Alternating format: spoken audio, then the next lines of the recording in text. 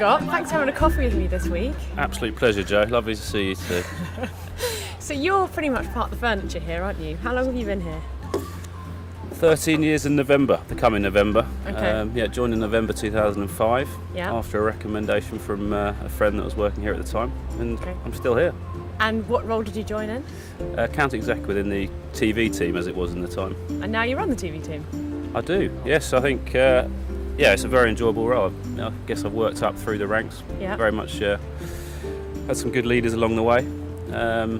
Really enjoyed my time doing it, and now I have the pleasure of looking after it. There's 37 in the team, including the Unilever guys. Okay. It's most enjoyable. I think it's quite a very varied role. So tell us a little bit about the role then. How would you describe what you do on a day-to-day basis? I guess the main output of the role is to oversee the overall investment numbers coming out of, or oversee TV, radio, video online. Yeah. Those media sit within AV. Overseeing the output within that space across those screens and platforms. And how complicated is that to manage that investment?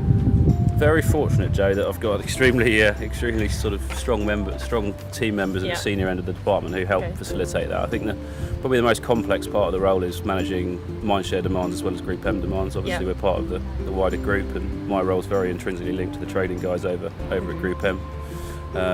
A typical day probably is one like today, excluding potentially this interview. Yeah. Spent on the lovely roof terrace. On the lovely roof terrace with lovely sunglasses on. I spent 2.5 hours down there this morning at Group M at Red Lion Square, which is 5 minutes walk down the road, and we discussed challenges in the market for us and opportunities, and what we can do for our clients via the sort of trading routes. And what are the biggest challenges right now? I guess it's making sure everyone understands the TV landscape as it currently is. There's a big drive internally within Mindshare at the moment to ensure that people are completely educated on what the linear TV market can offer our clients. There's been a lot of talk around performance at the moment, and within the TV space that generally just drives people towards DR, and then a lot of money then sort of seems to flow out into the digital space. There's opportunities for clients to. I think we just need to educate them more on what TV can do from a sort of long-term brand awareness piece. We're running that project at the moment, and that will be rolled out to the agency within the next month or so. Okay. So what changes do you think the agency needs to be prepared for in the AV world over the next year to 18 months? I would have said the sort of diversification of the viewing habits. People moving away from the linear TV into the video space. But after Love Island's performance over the last 2 nights, are you watching it? I was put through half an hour of it on Monday evening, but luckily had to take a dog for a walk.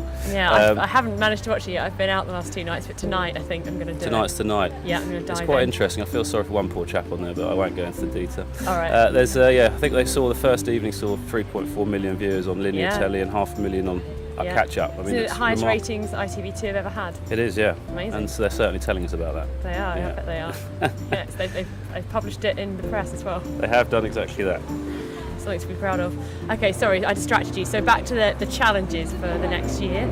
So the challenges, I think we're talking about educating people, making sure everyone, it's joining up the linear feed with the digital feeds, I guess, and making sure that clients can understand what the overall reach piece is. Yeah. Dovetail will be with us, which is the reach piece which sits across linear TV through to video on demand in October, November, and that will be on a programme level.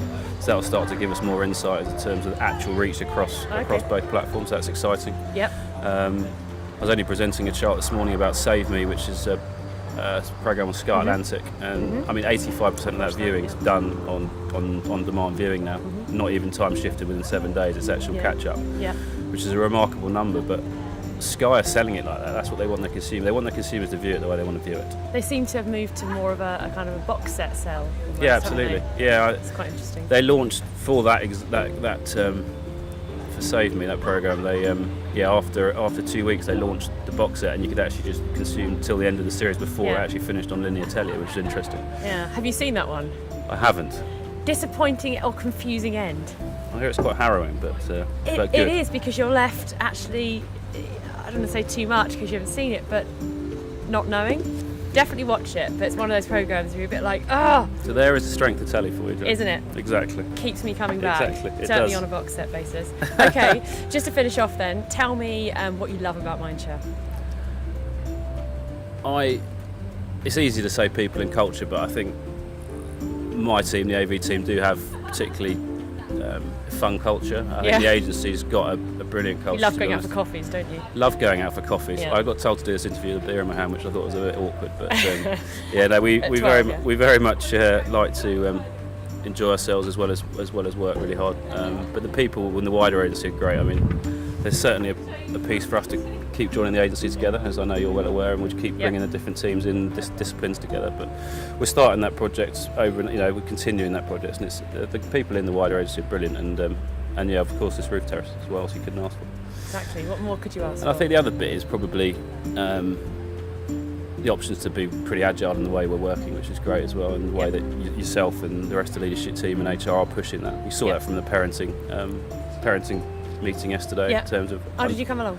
I did, and I got the feedback, okay. and I spoke to a couple of people on the back of it, and they were really impressed by it. Good.